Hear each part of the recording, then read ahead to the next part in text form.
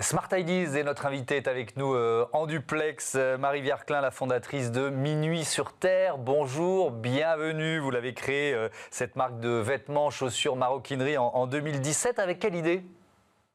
Bonjour. Alors en fait, c'est venu d'une idée assez simple. Moi, je suis végane depuis, de nombreuses années, ça fait plus de 12 ans maintenant et en fait, quand est venu le moment de remplacer mes chaussures en cuir, je me suis dit: «Mais en fait, il y a rien qui existe en France, en tout cas, il y a aucune alternative» et je me suis dit: «Bah, pourquoi pas?» J'étais étudiante, à ce moment-là, j'ai fait un double diplôme entre Sciences Po Bordeaux et l'IAE et je me suis dit: «Bon, bah, il y a un super statut étudiant-entrepreneur qui permet de convertir le stage de fin d'études en création de projet. Je fais ça pendant 6 mois. Si ça marche, tant mieux, je continue. Si ça marche pas, tant pis, j'aurais appris plein de choses pendant cette période-là» Bon, et 8 ans et plus ça tard, a bien vous êtes marché parce toujours que là. 8 ans après, je suis toujours là. Vous êtes toujours là, 8 ans plus tard, ça a donc marché. C'est quoi votre modèle ou votre produit phare?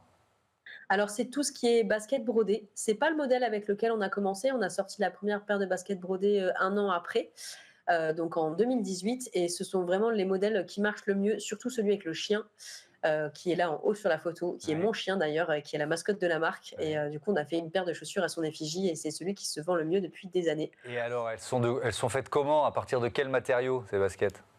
Alors, on a plusieurs matériaux qui sont utilisés. Donc, critère le plus important pour nous, c'est qu'il n'y ait aucune matière animale, donc pas de cuir. À la place, on a des matériaux qui sont soit recyclés, soit à partir de végétaux, soit un mélange des deux. Mhm. Donc, on a des bouteilles plastiques, on peut en avoir à base de raisin, à base de maïs, à base de pommes. Même plus récemment, l'automne dernier, on a sorti un modèle à base de champignons. Donc, Comment on on a va vraiment du... l'embarras du choix maintenant Ouais. sur les matières. Comment on va du maïs à la basket? Alors ça, c'est un processus qui est maîtrisé par, l'entreprise qui nous fournit les matières.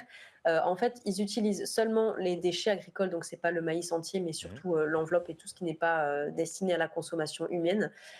Ils les broient, et ils les mélangent avec des matières synthétiques. Alors c'est jamais 100 végétal, sinon ce serait biodégradable et ça deviendrait compliqué, dès qu'il pleut par exemple, ou autre.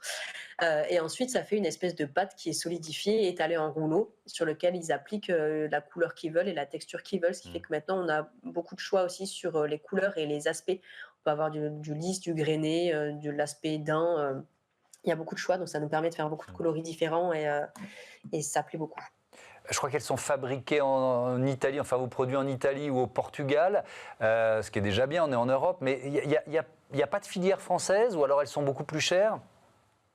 Alors, elles sont fabriquées au Portugal, les matières viennent d'Italie. Il y a une filière française qui n'est pas très développée, dans le sens où c'est plus compliqué. Et il y a deux soucis principaux. Le premier, c'est le prix. C'est à peu près 50. Enfin, c'était à l'époque, j'ai pas. Là, le Portugal a beaucoup augmenté. Mhm. Mais à l'époque, quand j'ai créé ça, c'était au moins 50% plus cher qu'au Portugal. Et surtout, ce qui était compliqué pour les jeunes marques, c'était les minimums de production. Eh oui. Ils imposaient à 100 paires Mhm. minimum par couleur et par modèle. Ce qui fait que, par exemple, nous, avec toutes les variétés de modèles qu'on a, ça deviendrait très compliqué. Alors que là, au Portugal, bon, bah, s'il y a un modèle, Mhm. je sais qu'il va pas trop marcher parce que c'est un modèle un peu original, une couleur un peu originale, mais j'ai quand même envie de le faire pour les clients qui aiment les choses qui sortent un peu de l'ordinaire. Bah, si je leur commande 30 paires, je leur commande 30 paires et Mhm. ils me font pas de procès. Donc, ça permet de plus de Ouais. flexibilité aussi. Moi, j'ai vu que Nathalie Portman allait porter l'un de vos modèles. Je crois que c'est des bottines, c'est ça, dans un prochain film. Sacré coup de pub. Oui, bah, alors un sacré coup de pub, je sais pas, j'aimerais bien qu'elle en parle sur ses réseaux, mais c'est un peu rêvé. En fait, c'est sa costumeur qui m'a contactée l'année dernière et elle cherchait un modèle de bottines, heu, qui soit un peu typé, «safari» entre guillemets, parce que c'est un film qui se tourne en Égypte, et elle me demandait, elle avait déjà commandé une paire chez un de nos revendeurs et elle en voulait, des paires supplémentaires parce que c'était cette paire que Nathalie avait choisie et il leur en faut plusieurs pour le tournage, il leur en faut pas qu'une seule, sauf qu'il y en avait plus, elle avait commandé la dernière. Donc en express, j'ai appelé les ateliers au Portugal, je leur ai dit: «Oui, bon alors là, c'est un peu une urgence, si vous pouvez faire quelque chose, c'est cool» et heureusement, ils avaient tous les matériaux en stock et donc, ils ont pu me faire les paires supplémentaires hyper rapidement et on a envoyé ça dans les studios à Londres. Et j'ai pas eu de réponse après pendant plusieurs mois. Je me suis dit, bon, bah, c'est tombé à l'eau. Et en fait, elle m'a rappelé la costumière plusieurs mois après en me disant que c'était la course, qu'elle avait bien reçu les chaussures, qu'ils avaient tourné avec et que tout allait bien. Et là, les premières images sont sorties en fin d'année dernière. Enfin, l'image de couverture du film, en fait. Mhm. Et on voit Nathalie Portman avec les bottines. Donc, c'est à partir de ce moment-là que je me suis dit, ah, c'est bon, c'est vraiment fait.